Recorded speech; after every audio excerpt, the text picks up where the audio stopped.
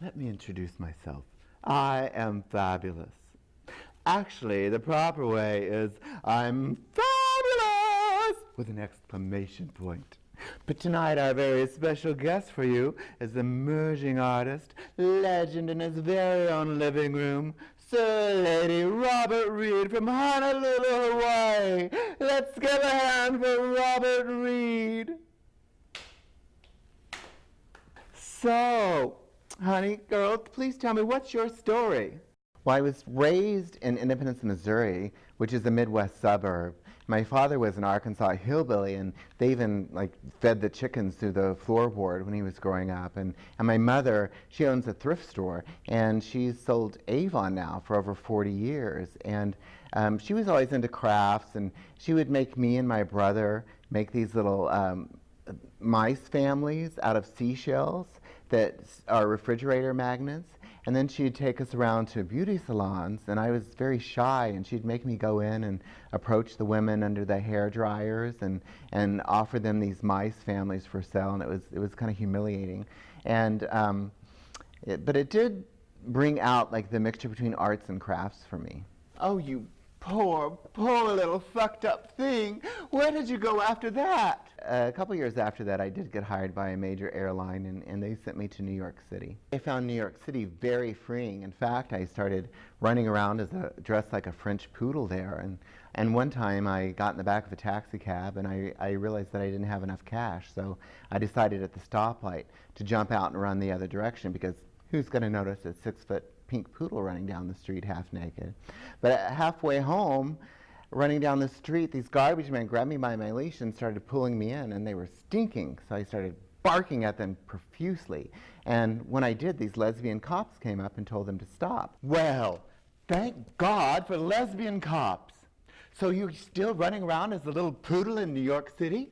Well, New York City actually changed a lot for me. I was doing my safety demonstration up in first class on a flight, and I noticed all these men were intensely staring at me how to fasten a seatbelt, and nobody ever does that. And I discovered that one of those men was the terrorist from the 9/11 attacks, and it really frightened me and put a different perspective on my life. So I decided to go to Honolulu for Halloween, and it just so happened I met the man of my dreams there, and I ended up moving there a year later. So now you're just a preppy little schoolgirl thing running around? Well, I actually am a full-time graduate student. I work part-time decorating at a holiday store, and I still fly, so I commute all the way from Hawaii to New York City, and then from there I work on to Europe. So sometimes I'm on a plane for almost 20 hours.